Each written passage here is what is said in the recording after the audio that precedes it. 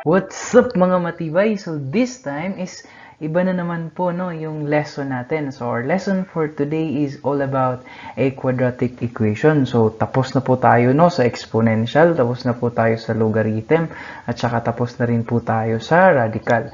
So at saka na-discuss din po natin no yung or special properties ng algebra. So, this time is pag-uusapan natin is the quadratic equations. So, don't worry po kasi yung linear equations and the rest of the polynomials is i-cater natin, iti-discuss natin sa discussion natin sa analytic geometry. Pa doon po natin siya bibigyang diin. So, this time, yung kasi po nakikita natin na sa algebra, masyadong nahihirapan yung mga bata or yung mga students pagdating sa quadratic equation. So, ipo-focus po natin yan today. But before anything else, gusto ko po munang i-shout out no, si Jundel Vanzuela Quinio, Patrick J. Jocades, Lester Jan Priscilius, and Altijan Tabieros. Thank you so much guys for your support. Thank you so much for subscribing on my channel. And hope you continue watching on my videos. And I'd really appreciate that. Thank you so much. So, ayan. So, simulan na natin para ma-discuss natin kung ano ba talaga kasi itong quadratic equation na ito. So, based on the definition, a quadratic equation in X is an equation that can be written in standard form. So, ito yung standard form ng quadratic equation. Ax squared plus bx plus c is equals to 0. So, yan po, no? So, the highest exponent na meron tayo is 2. Pag quadratic equation po, laging tatandaan na dapat yung degree po natin is naka-second degree po. Pag hindi po naka-second degree ang equation natin, it is not a quadratic equation. So, wag na po tayong magpatuloy. No? Wag po natin yung mga ituturo ko this time is wag nyong i-apply. Pag nakita nyong hindi naka-raise to the power of 2, ibig sabihin hindi siya second degree yung polynomial natin. So, yung sa formula natin na ax squared plus bx plus c, yung a, b, at saka c, those are real numbers. Ibig sabihin may mga values po yun. It could be positive or negative values. Pero, yung letter a na naandyan is hindi pwedeng walang value yan. Kasi siya yung katabi or siya yung naka-multiplied siya with x squared. So, pag 0 yung value na, mawawala na po yung x squared natin and at hindi na po yun magiging quadratic equation. So, ibig sabihin, ang kailangan na laging nandyan po talaga is yung x squared po natin. Okay? So, yan po talaga ang laging nandyan para matawag natin siya na quadratic equation. So, okay? Sabi dito yung condition niya na yung a is not equals to 0. So, for example, paano natin masasabi na quadratic equation siya? X squared lang yung given. Quadratic equation ba yun? Opo, tama po yun. So, ibig sabihin po yung value ng A natin is 1. Yung B po is wala. So, ibig sabihin 0. Yung C is wala din po. So, ibig sabihin 0. At dahil nandyan po yung X squared, ibig sabihin considered po siya as the quadratic equation. Yun po yung pinaka-importante talaga. As long as na nakita kayong X squared, or any variables man lang na ginamit dyan, that is a quadratic equation. Pero, okay ha, dahil sinabi ko na may x squared, once mayroon ding x cube, okay, hindi na po yun quadratic equation. Kailangan po yung pinaka-highest degree sa equation na meron kayo is 2 lang. So, ibig sabihin, hanggang 2 lang yung limit mo, hanggang second degree lang para matawag natin siya na quadratic equation. So, in our next example, 3x squared plus 8x minus 5 is equals to 0. That is very obvious na quadratic equation siya. So, yung letter A is 3, letter B is 8, and yung letter C natin is negative 5. The same is true with our next example, x squared minus 6x is equals to 0. So, ibig sabihin po, yung A natin is 1, yung B natin is negative 6, at wala tayong value na C. So, okay lang po na wala tayong value sa either B or C. Ang importante na kailangan meron tayong value ng A and that value is not equals to 0. So, yung next, the same and so on. So, yun po. So, yun po, pag nakakita po kayo ng x cube, ibig sabihin hindi na po yan quadratic equation. Kasi po, naka-raise to the power of 3 and it is in the third degree na po. So, hindi na po siya quadratic. The same with 8x minus 5. So, ibig sabihin, yung highest degree niya is 1. So, hindi na po yun. 2 po ang kailangan natin. Okay, so 4x to the power of 4, the same. And 4x is equals to 7. Yung highest degree still is 1. So, hindi po yung quadratic. So, ganun lang po yung pag-identify natin ng quadratic equation. Tingnan po natin, okay, yung degree na pinakamataas or yung exponent, kung sabihin natin. Okay, in a quadratic equation, mai-identify natin yung, kumbaga, mayroon tayong initial, no, na thought kung ano yung magiging roots natin, ano yung magiging value ng x natin by just solving the discriminants. So, ano yung discriminants? So, yung discriminant is written in a formula na b squared minus 4ac. So, yung result nun is yun yung magde-define ano kaya yung characteristic ng magiging roots natin. Okay? So, if ang result ng discriminant mo is less than 0, so what are these numbers? These numbers are negative. Okay? So, ibig sabihin, pag negative ang value ng discriminant mo, no real roots, two imaginary roots.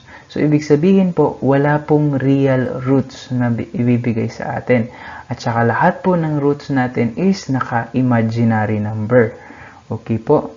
So, ibig sabihin, wala pong direct value. Okay? Wala pong real numbers. Okay? Walang real numbers. Ibig sabihin, yung real numbers po kasi, yun yung mga numbers na specific, like 1, 2, negative 3, negative 4, yun, may mga values yun. Pag sinabi po nating imaginary numbers, those are not real numbers. So, ibibigyan po natin yan ng pardon explanation mamaya. Okay? So, yung d is equals to 0, ibig sabihin po, isa lang. Yung value ng root natin is isa lang. Okay? Yung masosolve natin na value ng x is isa lang. And if the d is greater than 0, ibig sabihin 1, 2, 3, 4, and so, or mas mataas pa, basta greater than 0, ibig sabihin po nun, there are two distinct real roots. Ibig sabihin, may dalawa po tayong value ng x. Okay? So, may value po yun, dalawang value. So, yan po yung characteristic ng graph natin. Okay? So, tinitingnan natin kasi may dalawang nga tayong roots sa d is greater than 0. So, ibig sabihin, magta-touch siya sa x-axis natin using that value. Yung mga value na makukuha natin, yun yung magta-touch. Makikita natin dyan. And then, dun naman sa d is equals to 0, since isa lang. Okay? So, ibig sabihin, magta-touch siya sa isang value lang ng x. Okay? Which is yung vertex niya kung titingnan natin. And then, sa no real roots, ibig sabihin, hindi siya magta-touch sa x-axis natin. Okay? Yan po. So, paano natin isolve yung roots natin, no? If nakaka-encounter tayo ng quadratic equation. So, our formula in solving the quadratic equations para makuha natin yung roots is negative b, positive or negative, it's plus or minus, the square root of b squared minus 4ac all over 2a.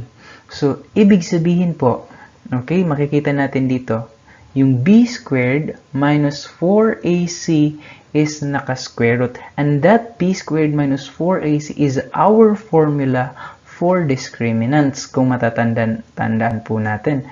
So, ibig sabihin po, kung i-recall natin po dito, okay? So, yung first po natin is d is less than 0, okay? So, isipin nyo na lang na yung nasa loob ng square root, which is b squared minus 4ac, which is our discriminant, na kung tawagin, if the result of that is negative, and then we put a square root on it, so ibig sabihin po, yung result is square root of negative number, okay? So, kung negative po, tapos i-square root natin, yung result po niyan is imaginary number. So, yun po, okay? Kaya po sinasabi dito na may value nga, dalawang value, pero imaginary number naman. At saka hindi po siya magta-touch sa x-axis natin. While if d is equals to 0, so isipin nyo na lang, wala na pong value itong b squared minus 4ac. So, yung result natin is negative b over 2a na lang. Okay? So, yun po, isa na lang po yung value ng x natin. So, masosolve na po natin agad. And then, if d is greater than 0, so ibig sabihin may value po yung b squared minus 4ac natin. May greater value po siya. Greater than 0. So, positive siya. So, ibig sabihin, pwede natin siyang negative b plus the square root of that number over 2a. At saka pwede rin po negative b minus, okay? Kaya po dalawa, kasi po meron nga po tayong positive and negative. So, first, isa-solve mo siya using plus, and then the second thing is, isolve mo siya using minus, okay? So, yan po. So no, this is our example. So, as if like we have 3x squared plus 10x minus 25 is equals to 0. So, let's find the root of this equation. Okay, so, tandaan natin. So, for example, na-memorize na natin na yung pagkuha pala ng root ng quadratic equation is equals to the negative b, positive and negative, the square root of b squared minus 4ac all over 2a. So, ilagay natin yan sa mind natin, no? So, ganun pala mag-solve ng roots of the quadratic equation.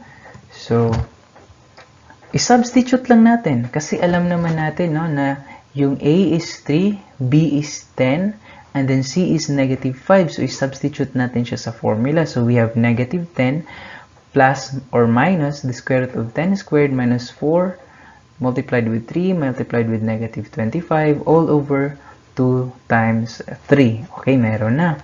So, now, pag simplify natin yung nasa loob, or yung nasa loob kasi is our discriminant. So, meron tayong 10 times 10 which is 100 and 4 times 3 times negative 25. That is equals to the negative 300 multiplied with minus, kasi minus nga, so magiging positive siya, which is positive 300. So, magiging 100 plus 300. So, now, if in-add natin yung 100 at saka 300, that will become 400. So, ibig sabihin, yung discriminant natin is equals to 400. So, makikita nyo, since positive siya, dalawa po yung roots natin. Okay, may value po tayo ng x, and those values of x, doon po magta-touch yung graph natin. Okay, so, we have negative 10 plus or minus, the square root of 400 is actually 20, so yan po yung 20, all over 6. So, simulan po natin sa isa. If we have negative 10, plusa natin ng 20, i-divide natin by 6, the result is 5 over 3. Or, if i-subtract naman po natin, negative 10 minus 20 divided by 6, we have negative 5. So, our x is equals to 5 over 3, and then another value for x is negative 5.